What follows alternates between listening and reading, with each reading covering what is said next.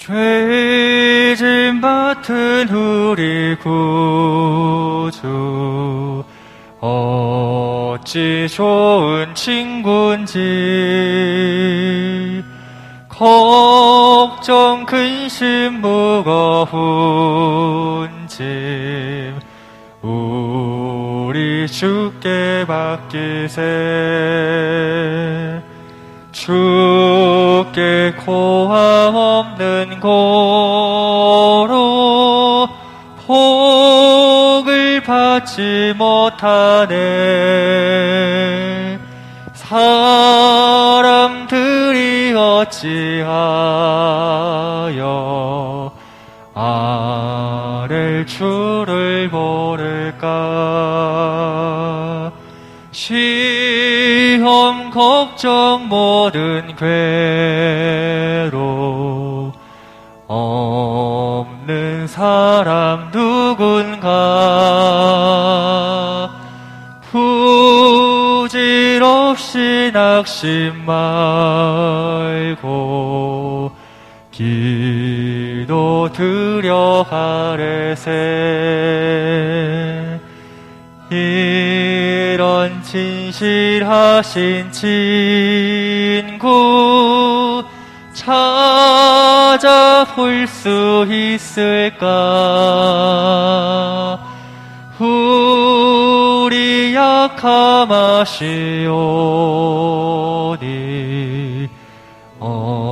어찌하니 하랄까. 근심 걱정 무거운지 아니 진짜 누군가. 피난처는 우리 예수 주께 기도드리세. 세상 친구 멸시하고 너를 조롱하여도 예수 품에 안기어서 3절 다시 한번 부릅니다. 3절. 근심 걱정 무거운지 아니 진짜 누군가.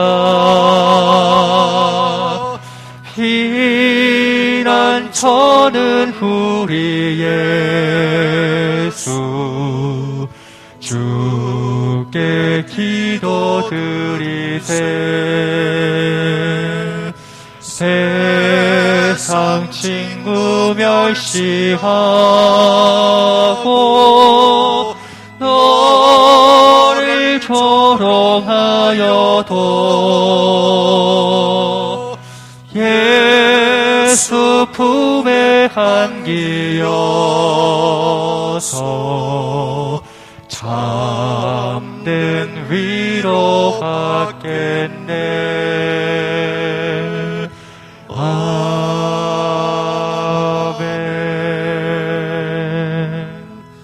자리에서 다 일어나셔서 우리 임내송 찬양 부르심으로 오늘은 우리 주일학교 교사 주일 예배로 하나님께 예배 드리겠습니다.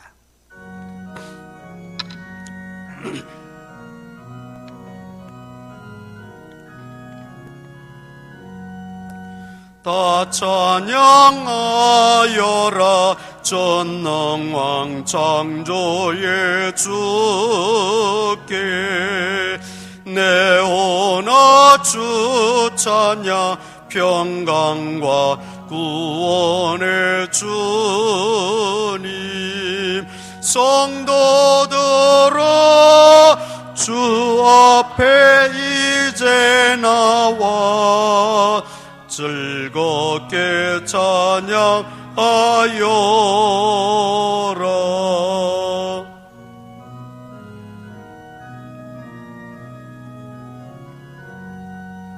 다 찬양하여라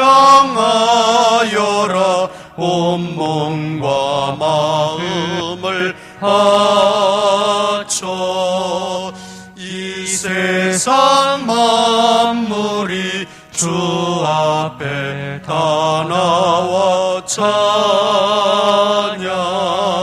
성도들아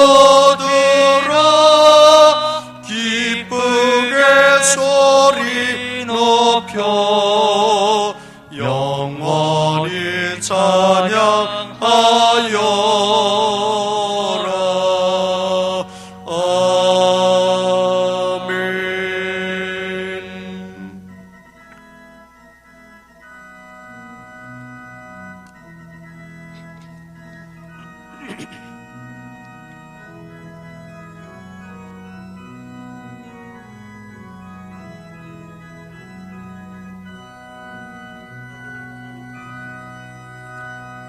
은혜와 사랑이 풍성하신 아버지 하나님, 오늘도 거룩한 주일을 기억하여 주님 앞에 나와 예배하게 하시니 감사합니다. 영과 진리신 하나님 앞에 참된 마음으로 회개하는 마음으로 이 시간 나아가오니 우리의 예배를 받아 주시옵소서. 가정에서 예배드리는 성도들, 또 병력하여 여러 가지 사정들로 참여하지 못한 성도들, 어떤 형편이 있든지 주께서 은혜 위에 은혜로 채워 주시옵소서. 예배 시종을 주님께 의탁하오며 예수님 이름으로 기도드리옵나이다. 아멘. 전능하사 천지를 만드신 하나님 아버지를 내가 믿사오며 그 외아들 우리 주 예수 그리스도를 믿사오니 이는 성령으로 잉태하사 동정녀 마리에게 나시고 본디오 빌라도에게 고난을 받으사 십자가에 못 박혀 죽으시고 장사한 지 사흘 만에 죽은 자 가운데서 다시 살아나시며 하늘에 오르사 전능하신 하나님 우편에 앉아 계시다가 저리로서 산자와 죽은 자를 심판하러 오시리라.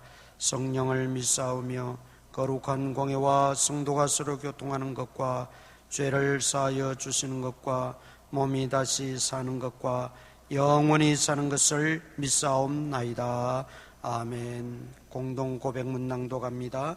주님, 오늘도 모든 신령한 지혜와 총명에 하나님의 뜻을 아는 것으로 채우시고 주님께 합당하게 행하여 범사에 기뻐하시게 하고 모든 선한 일의 열매를 맺게 하시며 하나님을 아는 것에 자라게 하시고 그의 영광의 힘을 따라 모든 능력으로 능하게 하시며 기쁨으로 모든 견딘과 오래 참음에 이르게 하시고 나로 하여금 빛 가운데서 성도의 기업의 부분을 얻기에 합당하게 하신 아버지께 감사하며 살게 하소서. 누구도 나를 교묘한 말로 속이지 못하게 하시고 나 역시 질서의 경항과 그리스도를 믿는 믿음이 굳건하게 하소서. 아멘.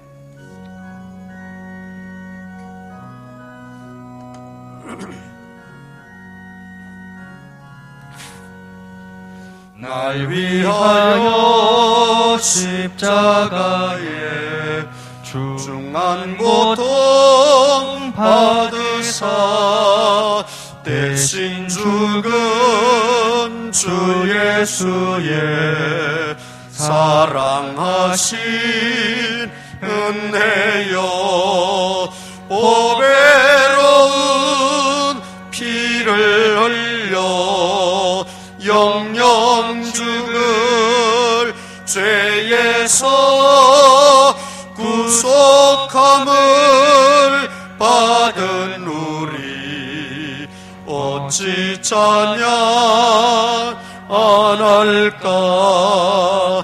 예수 안에 있는 우리 한량없이 즐겁고 주 성령의 위로함이 마음속에 차도다. 전국 음악 소리 같은 은혜로운 그 말씀 끊임없이 듣는 우리 어찌 찬양 안 할까 이 세상에 보진 풍파 쉬지 않고 울어도 주님 안에 보호받는 우리 마음 편하다 늘 깨어서 기도하고 저 천국을 바라며 주님만을 기다리니 어찌 찬양 안 할까.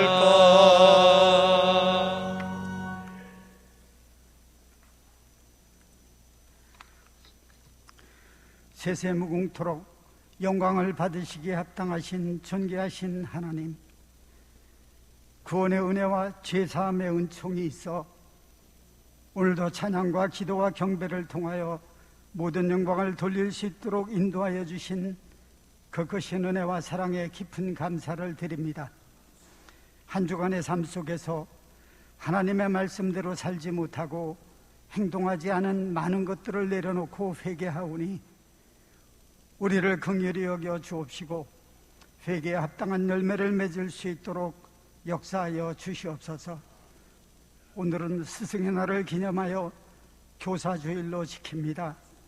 장기간 코로나 사태로 인하여 주일학교 교육과 예배에 큰 어려움이 있지만 하루속히 예배가 정상으로 돌아오게 하시고 이를 위하여 눈물로 기도해 오신 담당 교육자들과 모든 교사 선생님들의 수고를 기억하여 주사 주님의 큰 위로와 열정이 식어지지 아니하도록 함께하여 주시옵소서. 주의 몸된 교회를 위하여 기도합니다. 지역 재개발로 인하여 많은 세대가 보상을 받고 지역을 떠나고 있으며 교회도 최종 보상안을 놓고 협의 중에 있습니다. 교회와 조합과의 협상이 갈등과 다툼 없이 잘 진행되어질 수 있도록 인도하여 주시고 예배 초소 준비와 교회 이전, 건축의 과정들이 모든 성도들의 참여와 축복 속에서 이루어질 수 있도록 인도하여 주시옵소서.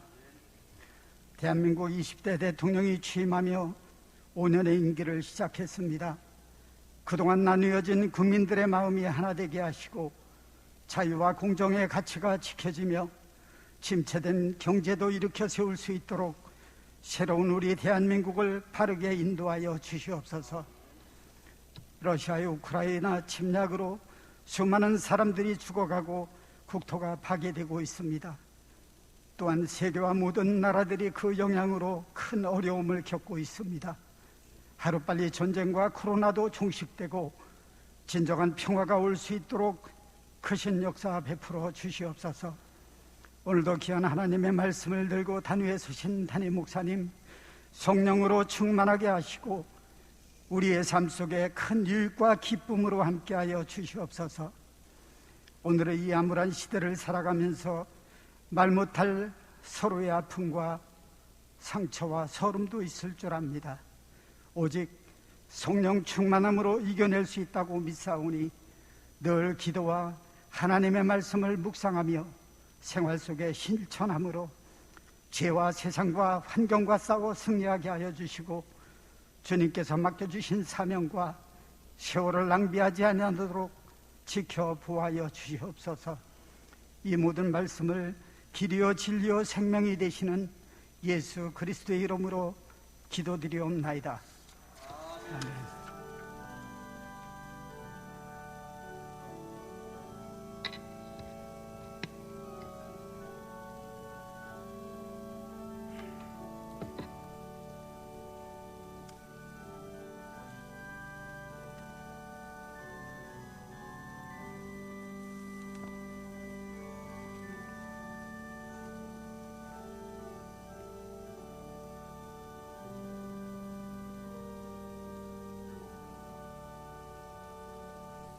신방감상감 드립니다.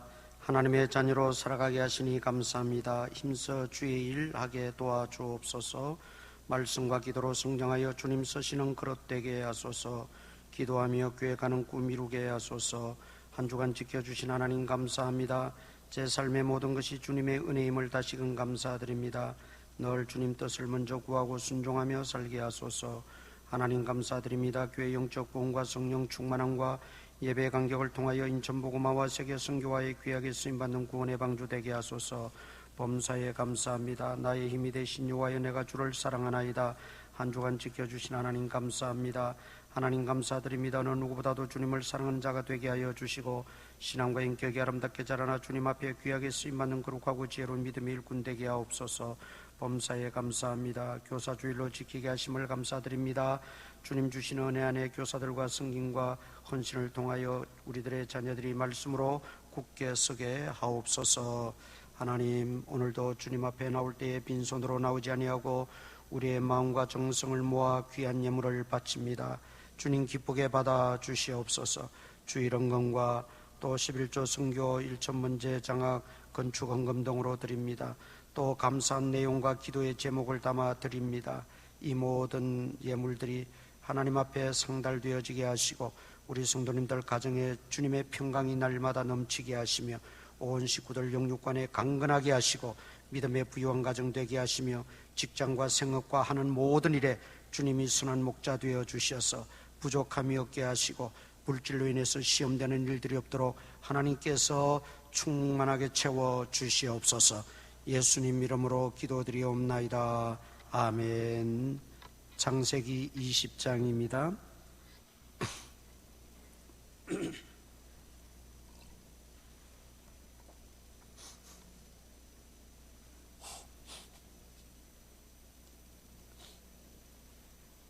창세기 20장 1절에서 7절까지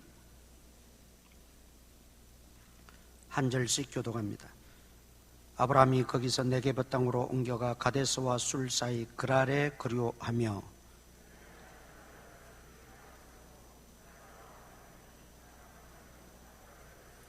그 밤에 하나님이 아비멜렉에게 현몽하시고 그에게 이르시되 네가 데려간 이 여인으로 말미암아 네가 죽으리니 그는 남편이 있는 여자임이라.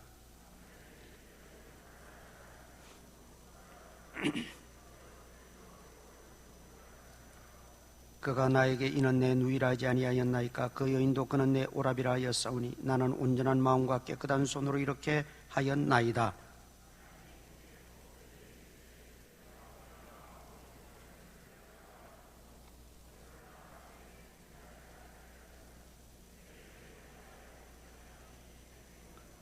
이제 그 사람의 아내를 돌려보내라. 그는 선지자라. 그가 너를 위하여 기도하리니 네가 살려니와 네가 돌려보내지 아니하면 너와 네게 속한 자가 다 반드시 죽을 줄 알지니라. 아멘. 오늘 말씀이 연약한 인간을 선호로 바꾸시는 하나님, 이런 제목이 되겠습니다. 또 부제를 붙여본다면 연약한 인생과 신실하신 하나님, 이런 제목도 되겠습니다. 우리 오늘 본문을 읽으면서 내용이 낯설지 않죠? 익숙한 내용입니다. 왜냐하면 이 본문으로부터 25년 전 아브라함이 가나안 땅에 살고 있을 때 큰 흉년이 연달아 왔어요. 결국 견디다 못해서 애굽, 이집트로 이민을 가게 되죠. 그 이집트에 내려갔는데 문제가 하나 있었죠. 아내 사레가 너무 이뻐서 아브라함 자신을 죽이고 아내를 빼앗아갈까 봐 죽지도 않고 그 위기를 모면해 보려고 당신이 내 누이 동생이라고 그래라. 물으면 저 사람이 누구냐 하면 나를 오빠라고 그래라. 그래서 애굽 왕, 그 왕이 그 말만 듣고 사례를 취했던 것이죠. 그러나 하나님께서 개입하셔서 아무런 일도 없게 거기서 하나님이 막아주십니다. 그리고 오히려 재산까지 얻어가지고 그 애굽을 나와 가나안 땅으로 다시 돌아온 일이 있었지요. 그게 25년 전의 일이에요. 그런데 오늘 본문은 세월이 흘러서 아브라함 100세, 25년 뒤가 지나 100세가 되었을 때에 살고 있던 그 고향 땅이 살 수 없는 지경이 되었어요. 왜냐하면 소돔 고모라와 아브라함이 살던 그 가나안 땅은 40km예요. 100리밖에 안 돼요. 떨어져 있어요. 그런데 소돔 고모라를 하나님 멸망시킬 때 어떻게 멸망시켰다 그랬어요? 화산이 터지면서 그 화산재가 전 도시를 덮어버렸다 그랬어요. 그리고 지진이 나면서 모든 도시를 다 엎어버렸다 그랬어요. 그래서 지금도 소돔 고모라 땅에 가면 사해 밑에 그냥 다 잠겨버리고 흔적도 없어요. 유황 냄새만 그냥 코를 찌르는 거예요. 그 화산이 터지면서 재가 온 소돔 고모라와 그 지역에 덮어버렸다고 했는데 그 재가 거기만 덮겠어요? 바람을 타고 그 재가 날아갔지요. 결국은 아브라함이 살고 있는 그 지역에까지 재가 날아와서 가장 중요한 목초지를 다 잃어버린 거예요. 유목민족입니다. 그때는 양을 기르고 염소, 소를 기르고 유목민족에게 있어서 목초지라고 하는 것은 생명과도 같은 거예요. 그 목초지 때문에 싸워가지고 아브라함과 롯이 분가했던 거 아닙니까? 그런데 화산이 터지면서 그 화산재가 다 덮어버리니까 더 이상 살 수 없어서 거기서 저 밑으로 내려갔어요. 오늘 1절 봅니다. 아브라함이 거기서 네게브 땅으로 옮겨가. 네게브라는 말은 전의 성경에는 유다 남방이라 그렇게 표현했어요. 남쪽 사막 지역입니다. 그쪽으로 갈 수밖에 없는 형편이 되어버린 거예요. 그래서 가데스와 술 사이 그랄에 거류했다. 근데 아니나 다를까 당시에 사라가 90세였어요. 90세. 근데 저는 잘 이해가 안 되는 게, 아니 90세 할머니가 얼마나 이뻤으면, 뭐 25년 전에는 그래도 좀 그렇다 손 치더라도 90세 할머니가 얼마나 이뻤으면 또 탐을 내고 그랬을까, 데려갔을까. 그런데 오늘 이 사건과 25년 전의 사건은 데려가기는 했지만 조금 의미가 달라요. 네. 거기서 아비멜렉이 하는 말이 있지요. 그 말만 믿고 그랄 왕 아비멜렉이 사례를 데리고 왔어요. 그런데 밤에 하나님이 꿈에 아비멜렉 왕에게 나타나서 남편 있는 여자다, 왜 데려왔느냐, 빨리 돌려보내라, 그렇지 않으면 반드시 네가 죽게 될 것이다, 경고하는 거죠. 그러니까 이 아비멜렉이 뭐라고 말합니까? 4절 보세요. 그랄 왕 아비멜렉이 그 여인을 가까이 하지 아니하였으므로 그가 대답하되, 주여, 주께서 의로운 백성도 멸하시나이까. 나는 아무런 해코지 하지 않았다는 거죠. 그리고 그가 나에게 내 누이라고 했고 저 여인도 내 오라버니라고 해서 나는 깨끗한 마음과 깨끗한 손으로 이렇게 한 것뿐입니다. 그렇게 하나님께 항변을 해요. 우리가 여기서 알 수 있는 것은 무슨 의미냐면,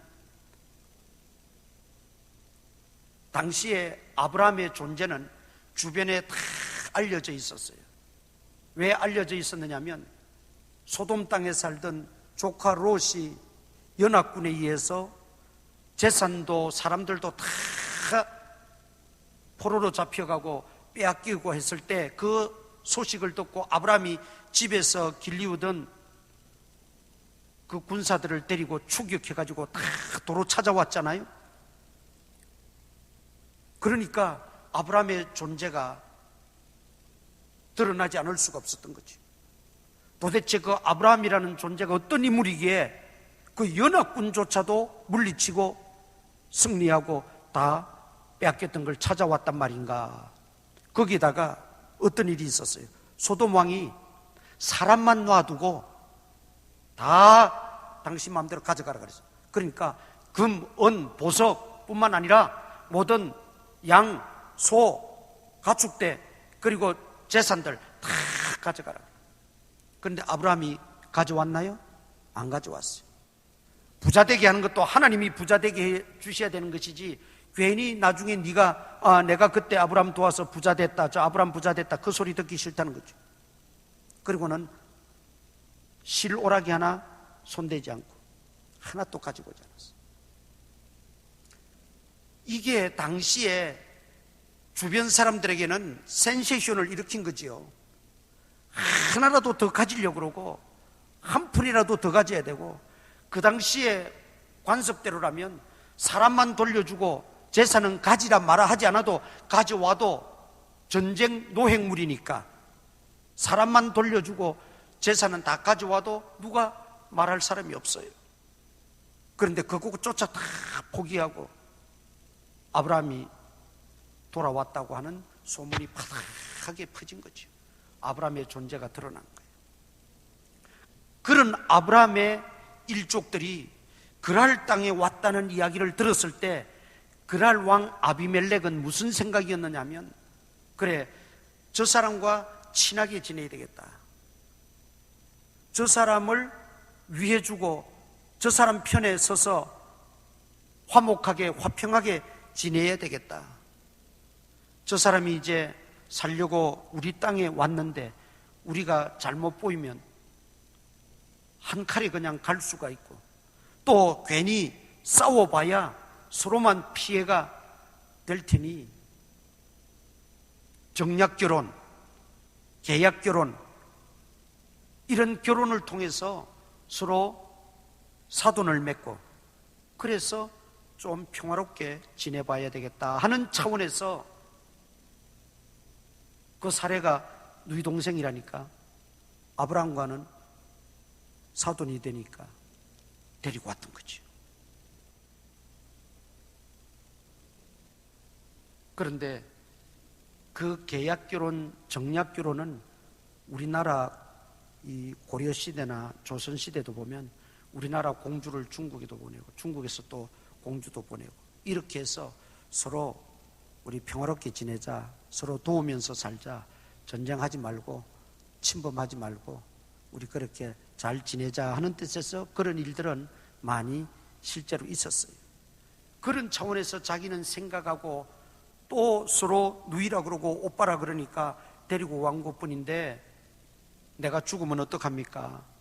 나는 온전한 마음과 깨끗한 손으로 한 것뿐입니다. 하나님이 그걸 아셨어요. 그러니까 돌려보내기만 해라.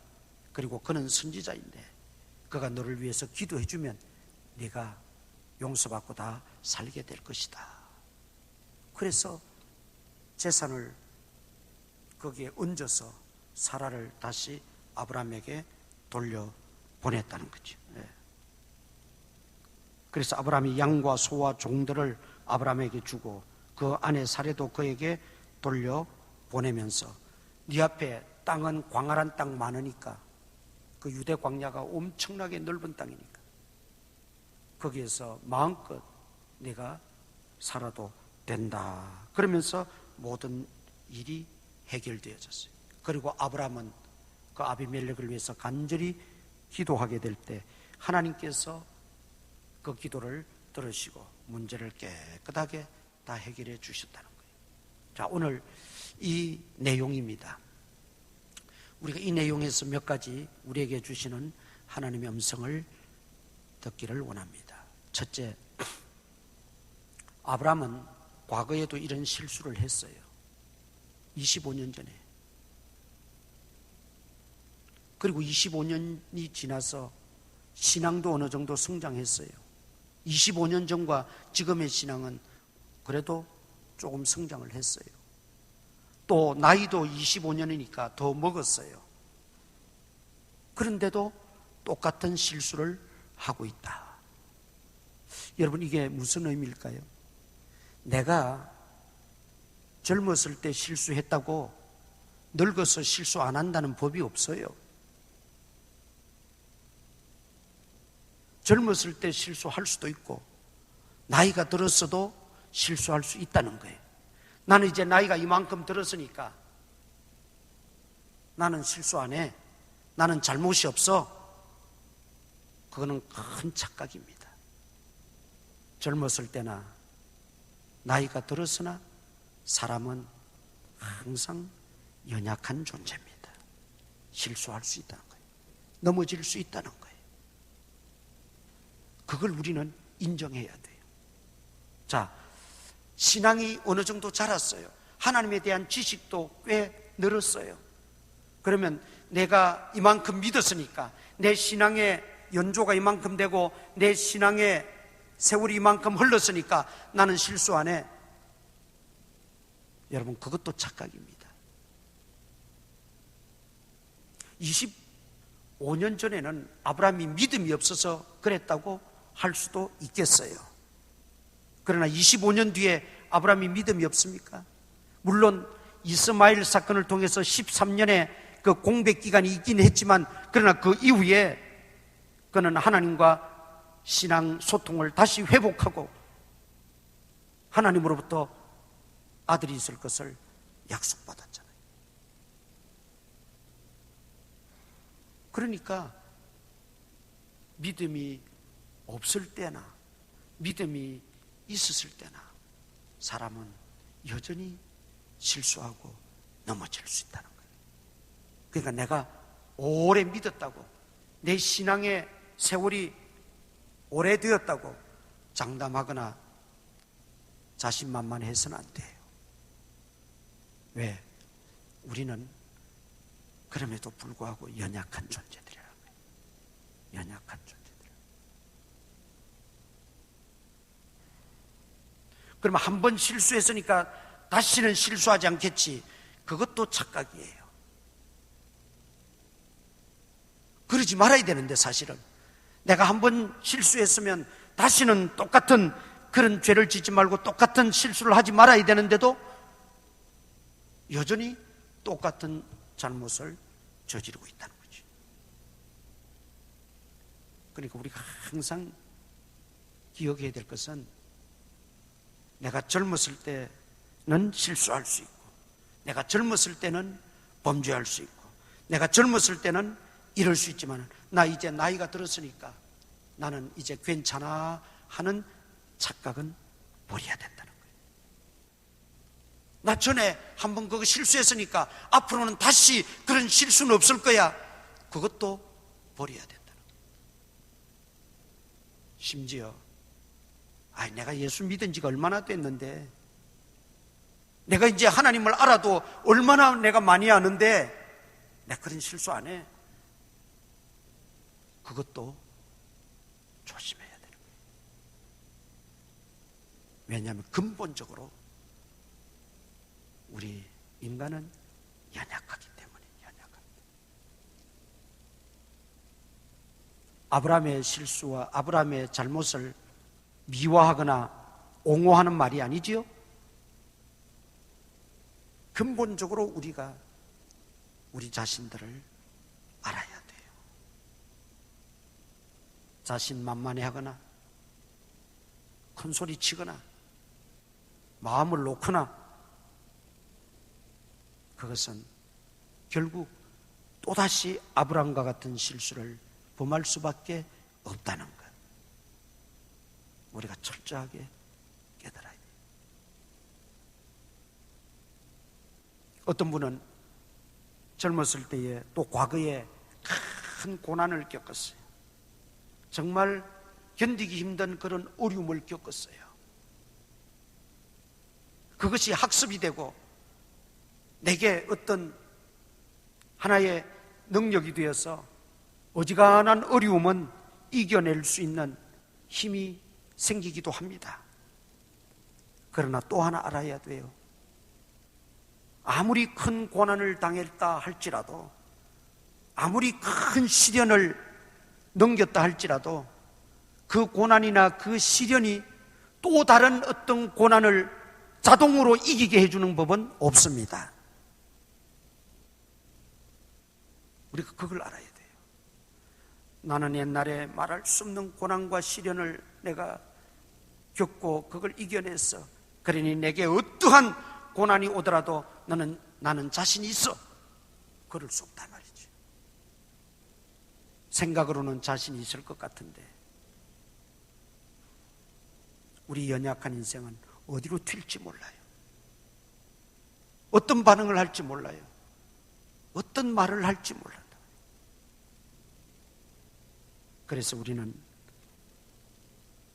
연약함을 인정하고 나의 나약함을 인정하고 심지어 인간은 별 수 없다는 걸 인정하고 전능하신 하나님께 우리는 무릎 꿇고 겸손하게 하나님 의지하고 붙들 수밖에 없는 것입니다.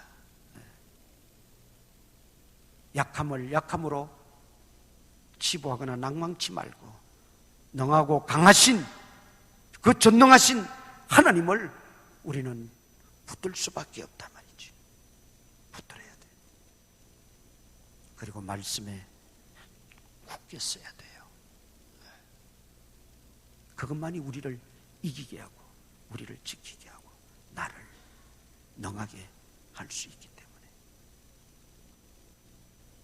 항상 하나님 앞에 우리가 엎드려 하나님 나는 약합니다. 연약합니다. 아무것도 할 수 없습니다. 하나님 도와주세요. 하나님이 지혜 주세요.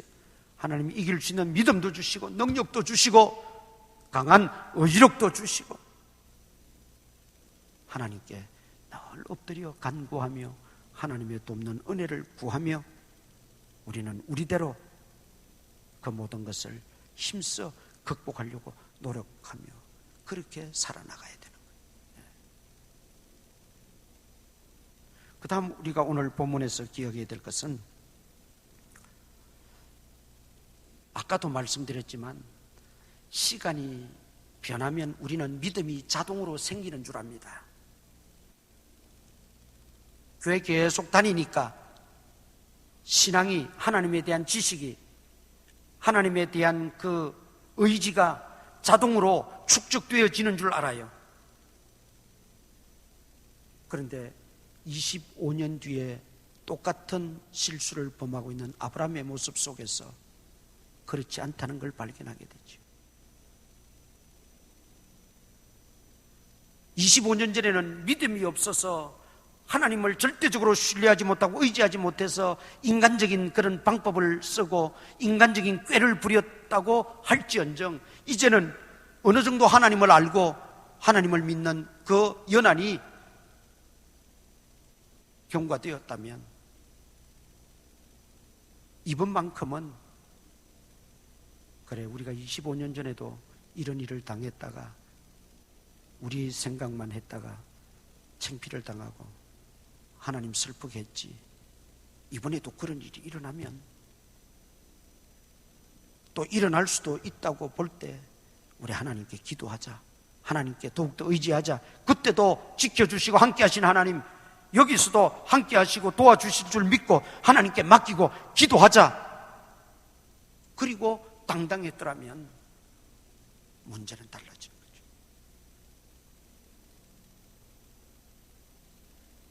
그런데 그런 위기 속에 처하고 그런 정말 절체절명의 순간에 믿음이 필요하고 하나님이 필요한데 막상 뚜껑을 열어보니까 아브라함과 사라 속에 믿음이라고는 온데간데 없어요. 필요할 때는 급할 때는 하나님을 찾고 하나님께 부르짖고 했는데 정말 필요할 때 정말 하나님을 위해서 바로 써야 할 때는 하나님은 뒷전이 되어버린 거예요.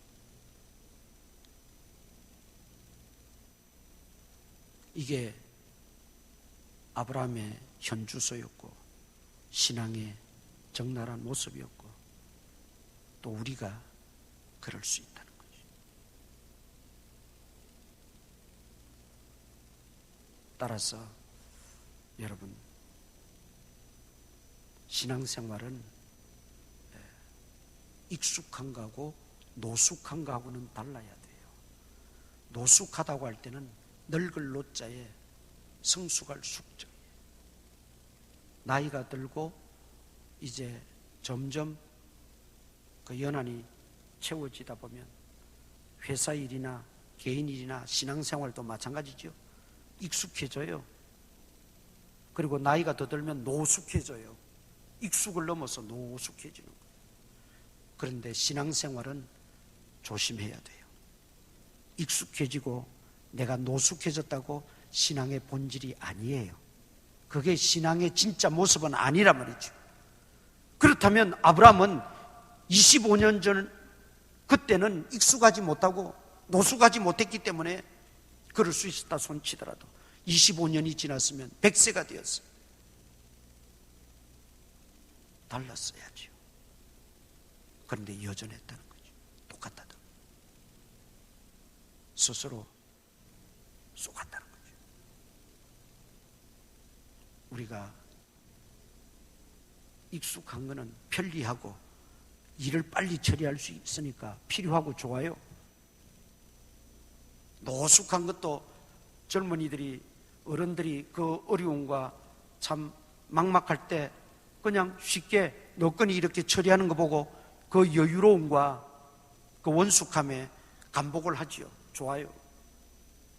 그런데 우리 신앙생활에 있어서 그 익숙함과 노숙함에만 빠져 있으면 안 된다는 거예요.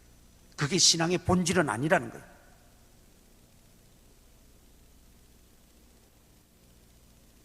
아브라함의 사라의 익숙함과 노숙함은 뭐였습니까? 25년 전에도 그렇게 했더니만 어떻게 피할 방법이 있더라. 그러니까 이번에도 이렇게 하면 안 되겠냐? 이게 익숙과 노숙이에요. 그러나 신앙생활은 그렇게 하는 게 아니라는 거죠. 정말 신앙의 모습은 뭡니까? 아까도 말씀드렸지만 저는 안타까운 게 둘 중에 하나라도, 예를 들어서 아브라함이 그랬던 그 생각을 가졌던, 아니면 아브라함이 그렇게 제안을 또 했을 때 아내 사라라도 여보 그게 아니지요. 25년 전에도 우리가 그저 우리 인간적인 생각과 방법과 꾀를 동원했다가 창피당하고 하나님 앞에서 뭐가 됐습니까? 그러니까 이번에는 그렇게 해서는 안 됩니다. 우리 기도합시다. 하나님께 맡기고 기도합시다. 하나님께 다 의지하고 하나님이 함께 해주시면 우리 목숨도 지키고 우리 재산도 지키고 걱정할 거 없으니까 하나님 앞에 기도합시다. 여러분 둘 중에 한 명이라도 이렇게 했어야 돼요. 이게 신앙의 노숙이고 익숙이란 말이죠. 그런데 그런 모습은 찾아볼 수가 없다. 우리가 여기서 중요한 것 하나 깨닫게 됩니다. 우리 가정에서 나 한 사람이라도 믿음으로 바로 서야 된다는 거예요.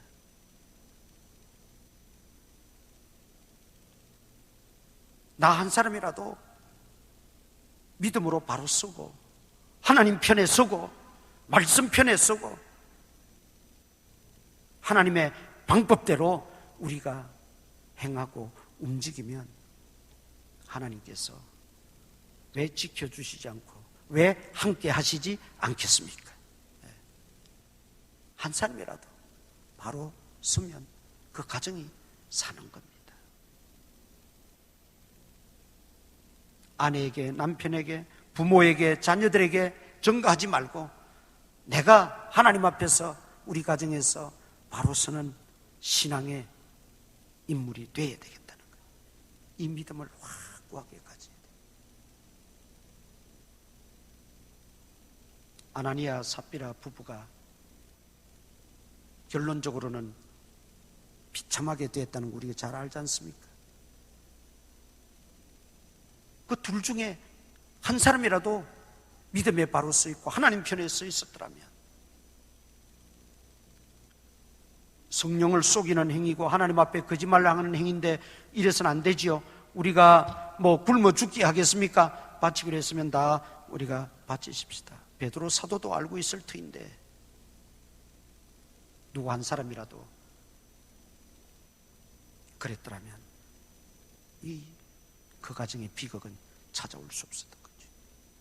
그런데 안타까운 것은 둘 다 똑같다는 거예요.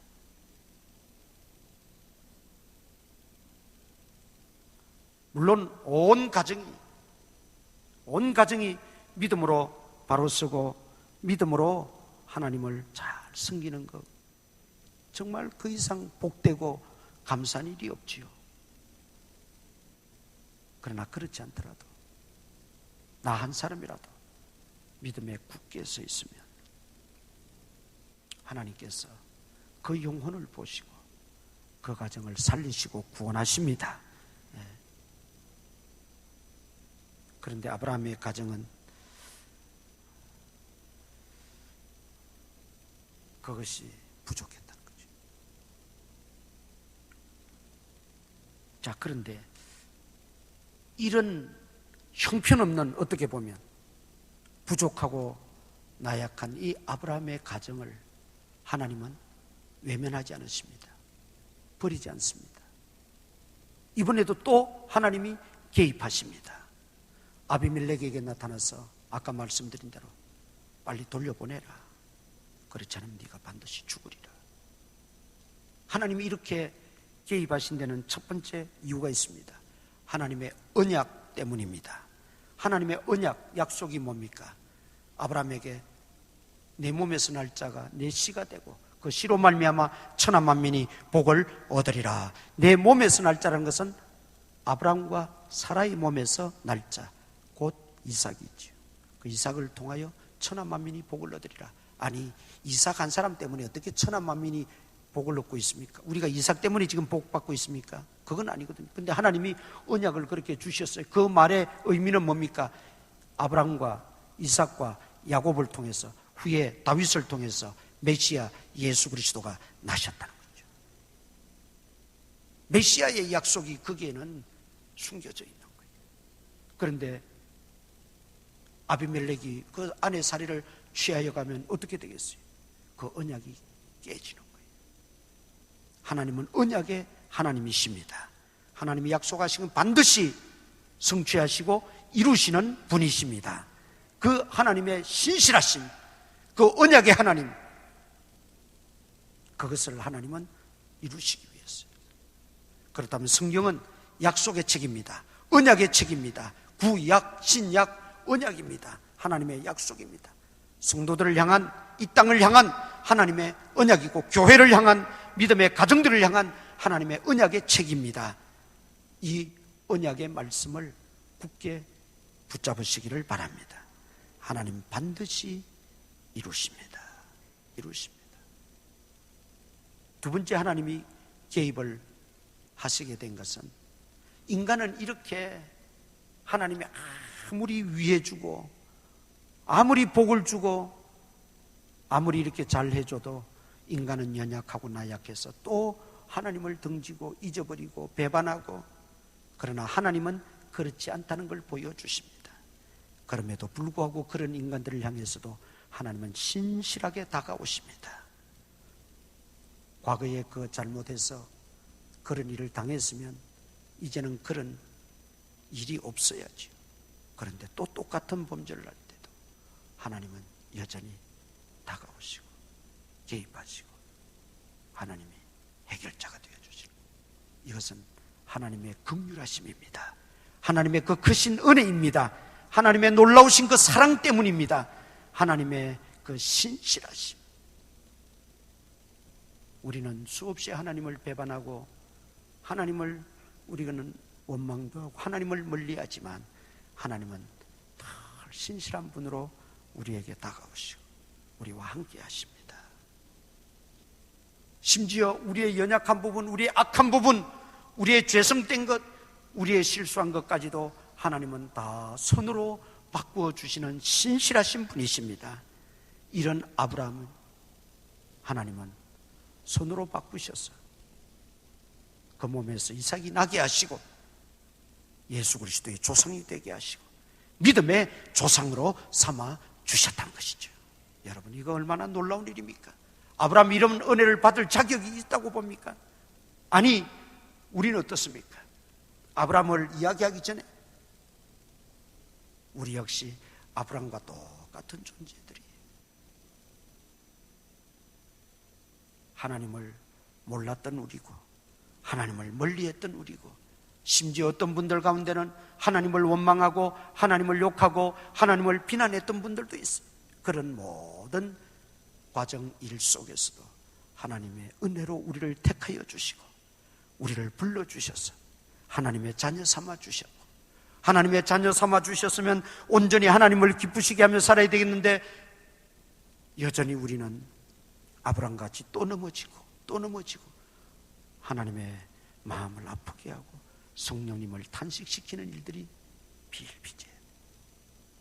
그런데도 하나님은 끝까지 우리를 버리지 아니하시고 우리를 붙잡으시고 우리의 연약한 부분, 우리의 악한 부분, 우리의 잘못된 부분까지도 선으로 바꾸어서 하나님의 그 뜻을 이루어 나가시고 우리를 통해서 큰 역사를 이루시고 우리에게 복 주시고 번성케 하시는 이 하나님, 여러분 얼마나 멋집니까?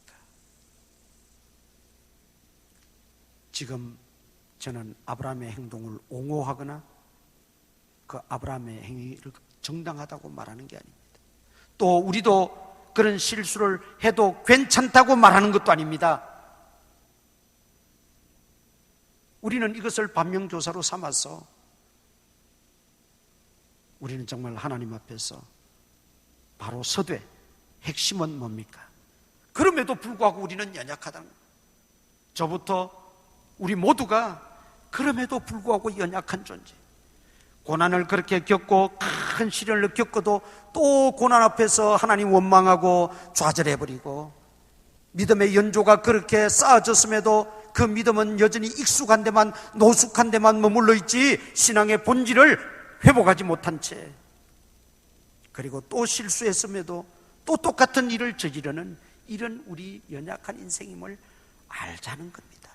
그리고 아는데 그치지 말고 신실하신 하나님, 전능하신 하나님, 그 변치 않으시는 하나님 앞에 우리는 더 가까이 오늘도 내일도 나아가자는 것입니다. 그 하나님 붙들어야 돼. 연약함을 인정하고. 그게 신앙생활이에요. 그리고 마지막으로 우리는 이런 실수와 범죄와 잘못들을 반복해서는 안 된다는 거예요. 아무리 우리가 연약함을 인정하고 또 우리가 연약하다 할지라도 그것은 반복적으로 실수하고 짓는 죄를 덮을 수가 없습니다. 변명이 안 돼요. 그러기 위해서 우리는 더욱더 강한 성령의 은혜를 입어야 됩니다. 성령께서 도우실 때, 성령께서 내 의지조차 주장하실 때 우리는 그 모든 것들을 극복할 수 있고 이겨낼 수가 있고 반복적인 죄를 짓지 않을 수가 있다는 거죠. 오늘 이 아브라함의 사건을 통해서 우리가 다시 한번 우리 신앙을 점검하고 우리 고칠 바를 고치고 새롭게 나아가는 은혜가 있기를 축원합니다. 이 시간 우리 교사들 격려하는 시간을 가지겠습니다.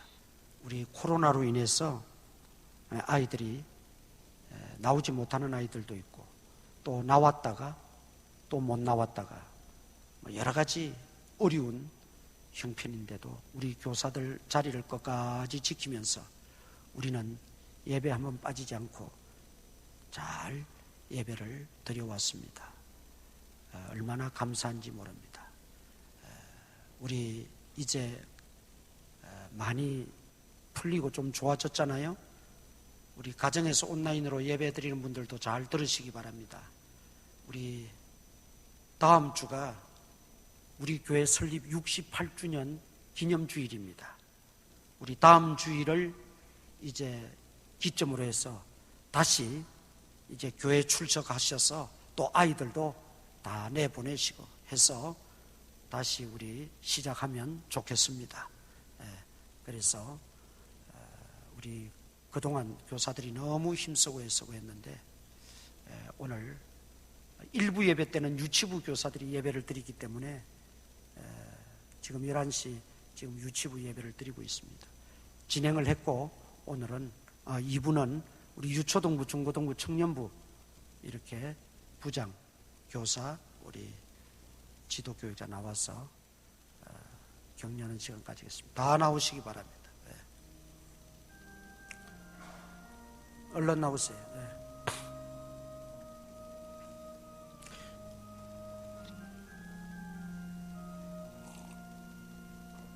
앞에 서세요.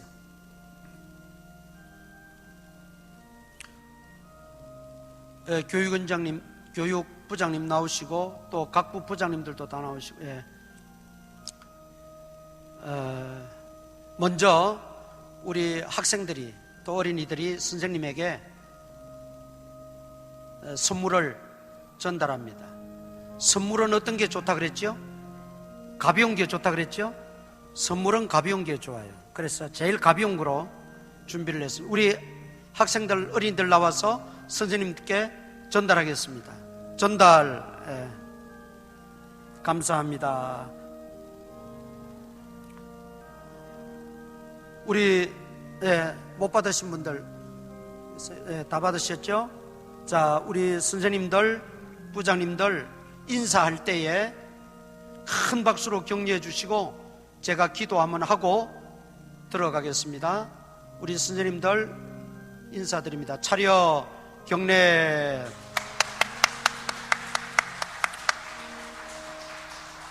기도하겠습니다. 은혜가 풍성하신 아버지 하나님, 생각지도 못했던 코로나라고 하는 이 재난으로 말미암아 온 세계가 고통을 겪고 특별히 예배 생활에 어려움이 많던 그런 중이었지만 우리 선생님들 그 가르침의 자리를 놓지 않고 끝까지 지키면서 한 명이 오나 두 명이 오나 10명이 오나 믿음으로 양육하게 하신 것 감사합니다. 오늘 이렇게 적어나마 격려하며 위로하는 시간을 가집니다. 사람의 말이 무슨 위로가 되겠습니까? 성령께서 친히 저들 심령 속에 찾아오셔서 위로하시고 격려하시고 은혜 위에 은혜를 부어 주시옵소서. 가정마다 복되게 하시고 직장이 형통하게 하시고 생업의 복을 도하여 주시고 삶의 윤택감이 있게 하시고 주님을 위해서 헌신할 때 주님이 다 기억하시고 만배로 갚아주시고 우리 주일학교 다음 세대들이 왕성하게 일어나는 은혜가 있게 하여 주시옵소서. 예수님 이름으로 기도드리옵나이다. 아멘.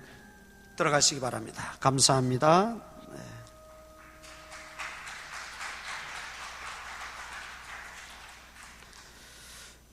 자리에서 우리 일어나셔서 인사 한번 나누십시다. 전후 좌우 뒤에도 좀 돌아보시고 좌우에도 보시고 인사 한번.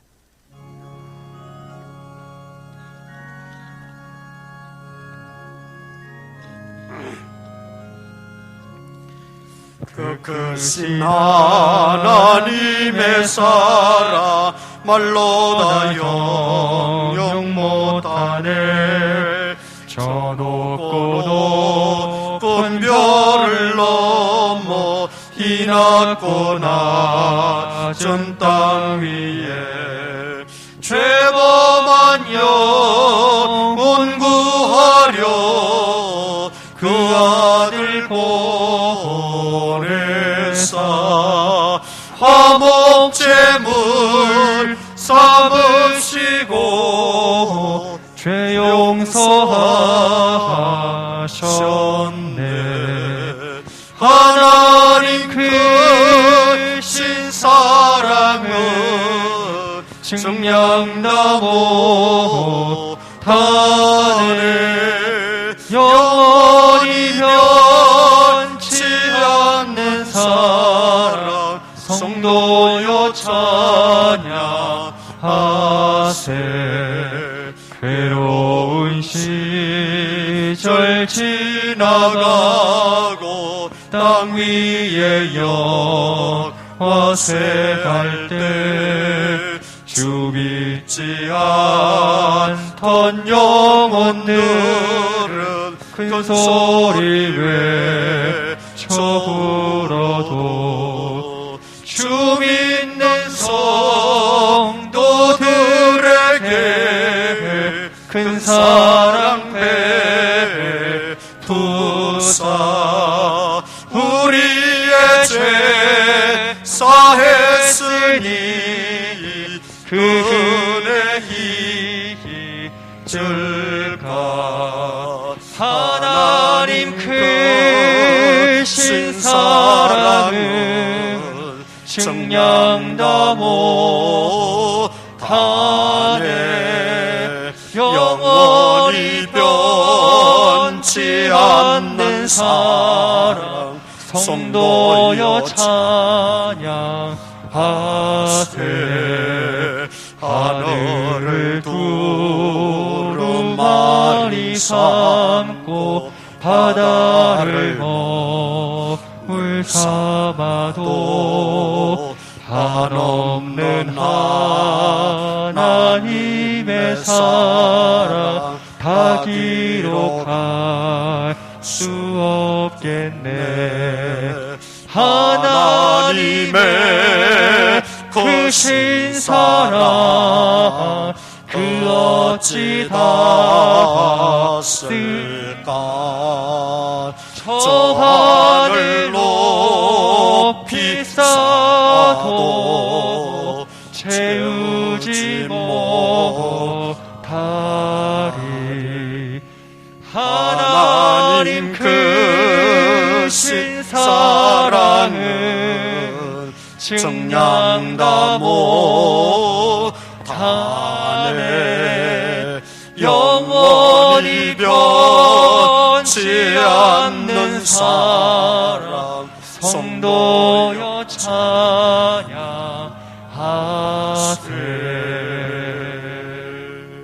우리 구주 예수 그리스도의 무한하신 은혜와 하나님 아버지의 크신 사랑과 성령님의 감동 감화 교통 역사하심이 오늘도 주의 말씀을 듣고 마음에 다짐하는 모든 성도들 머리머리 위에 이제로부터 항상 함께 있을지어다. 아멘.